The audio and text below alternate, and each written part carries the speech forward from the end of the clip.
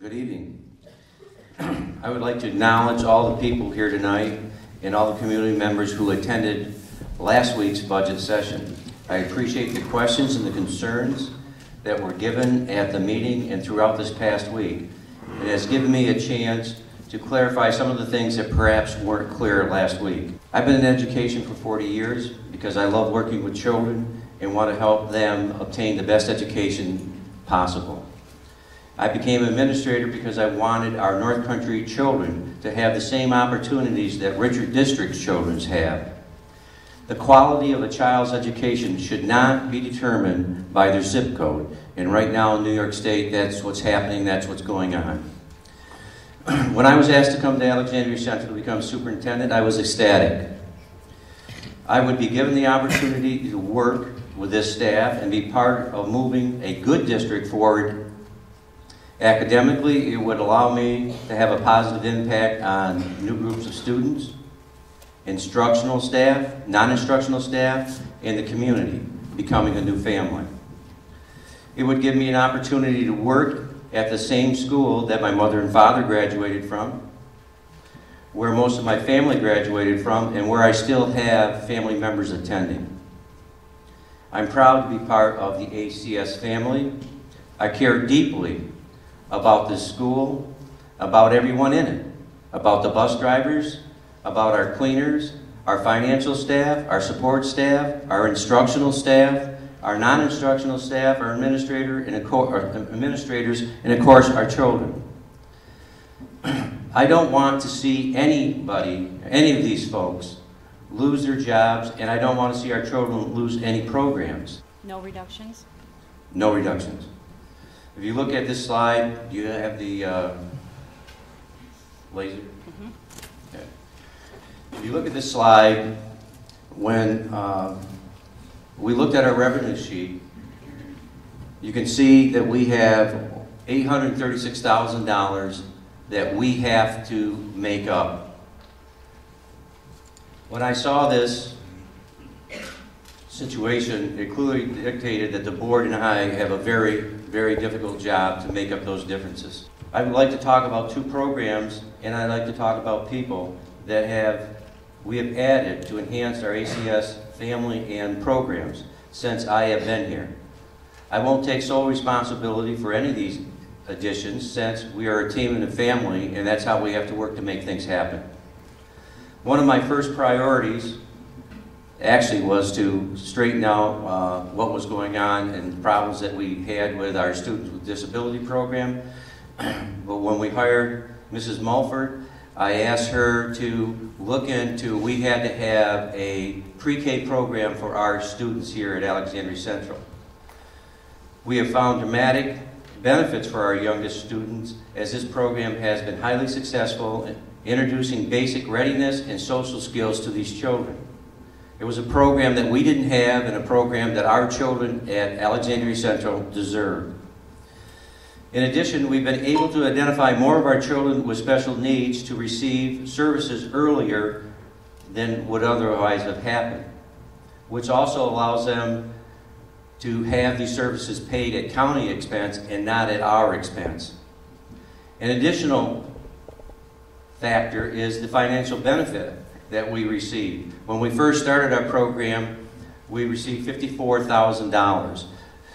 What had happened for years and years at Alexandria Central and other school districts, the state claimed they were giving you $54,000 in aid, and that showed up in your aid package, but if you did not have a preschool program, you didn't get the $54,000. And so this was $54,000 that we weren't obtaining. We are now. However, this funding has changed just slightly, so now we receive $48,735 every year that we have that pre-K program. Another significant change that we have made for our students was to create our own in-house non-traditional program for those students who were not being successful in the regular classroom. We were paying BOCES about $25,000 per student that attended that program. By creating our own program at A.C.S., we have greatly reduced this cost by having it, what it cost us basically at this point in time is a half the salary of a teacher and any licensing agreements that we have for the software. This program is saving us money, and we are seeing more of our students, which to me is more important, meet with success, while at the same time they are staying within our community. This year alone, we've had 13 students involved in this program, so I'll let you do the math. The BOCES program, every kid you send, it was an additional, basically $25,000. The most precious thing that I can do for our children is to make sure they have quality teachers, quality support staff, and non-instructional staff. During my superintendency, we have added the following faculty members to our family. Tonight you've heard of some of them. Ron Hazelton, Matt McCarthy, Liz Hutchinson, Jamie Stein-Putnam, Megan Benaquatro, Kevin Welch, Holly Lynch, Lily Jeanette, Dan Hammond, Sherry McCarthy, Megan Martin, Ben Ugliano, Kylie Hebert, Brian Hudon, Claire Mangione, Chris Marshall, and Jessica Grimshaw. We also welcome Rebecca Mulford, our elementary principal, Pat Honeyman, school nurse, and Darren Trickey, our buildings and grounds. We also were able to recruit the second most winning high school coach, football coach in New York State, and that was Coach Fisher. Why do we do these things? Because I wanted to make sure that we have the best that we can get for our students at Alexandria Central. The last thing that I want to do is to let any of these people go or to let programs go for our students. But again, when I started running the numbers and we look up here and we've got to make up $836,000, it's got to come from somewhere. These teachers are the very same people that our students spoke about so eloquently last week in the programs we all want for our children. I want to maintain as many programs as possible for our students. I've been advocating for our teachers and our students for several years now, both in the North Country and in Albany. Locally, I've been sending the message out of the inequity in school aid for rural students in person and through our newsletter and at our faculty meetings. I have talked to both our instructional and non-instructional staff so many times that our faculty calls it Wagoner's Woes. Well, it's much more than Wagoner's Woes. It's all our woes. I began addressing this inequality issue this year in November, and that was the first meeting for our budgets. I talked with the community members at that time about another year with a GEA that was unfair, what it would do to Alexandria Central. Let me go back over for those people that don't know what the GEA is. The GEA stands for the Gap Elimination Adjustment, okay?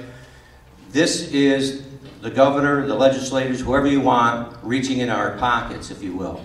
If we went back 4 or 5 years ago, typically, and if there were people on the board, they will tell you, the state has their formula, they put the numbers in, they turn the crank, and that money, we get all that money.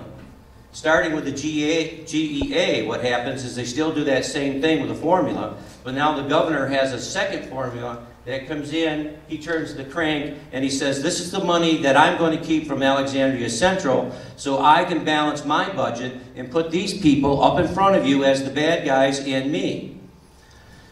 3 years ago, it was about $500,000 that they took back. Last year, it's about $700,000. This year, our GEA is $631,000. I'm sorry to the teachers because I'm giving the woes again, but those are the woes. If you go downstate, I compare us with a school district down on Long Island. That district, when they raise 1% on their levy, they raise $290,000 on 1% on their levy. At Alexandria Central, basically 1% is $60,000. It's not fair. It's not fair. And that was the message I was sending.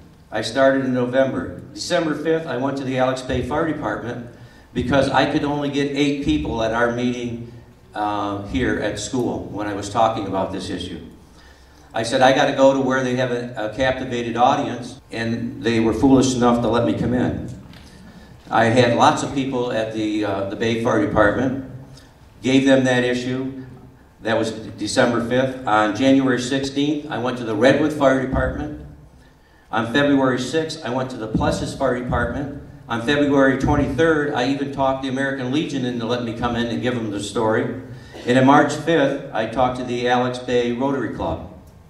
Every group asked how they could help, and what they were told was to communicate with your state representatives in Albany by letters, emails, phone calls, visit. I provided form letters to all the groups except for the first one because I didn't have any at that time. On November 22nd of this year, I met with Assemblywoman Addie Russell at Lafargeville. January 27th of this year, I met in Watertown at Senator Ritchie's office and Addie Russell's office. On February 3rd, I met Addie Russell and Senator Ritchie at the legislative breakfast. On March 8th, I met with Addie Russell here at Alexandria Central, and that was because of our board president making those arrangements. I should also say you need to commend our board president because he was at every one of those meetings that I was at, telling people, listen, if you don't do something, Alexandria Central won't look like Alexandria Central. And that's the exact message I've been giving to the teachers for the last 2 years. Well, we're there. And it's an unfortunate thing that we're there. But I did receive good news, so a little good news anyways, and that was, I should tell you that I got a letter from Addie Russell about 2 weeks ago saying that she's going to give us $15,000. I was notified today that she's going to give us another $50,000. So maybe it does pay off, but I'm saying we have to have teachers out doing this, we have to have parents out doing this, we need to have the students out doing this. The first 2 years that I went, basically what I was told by the legislators is, hey, you're one person, and who are you?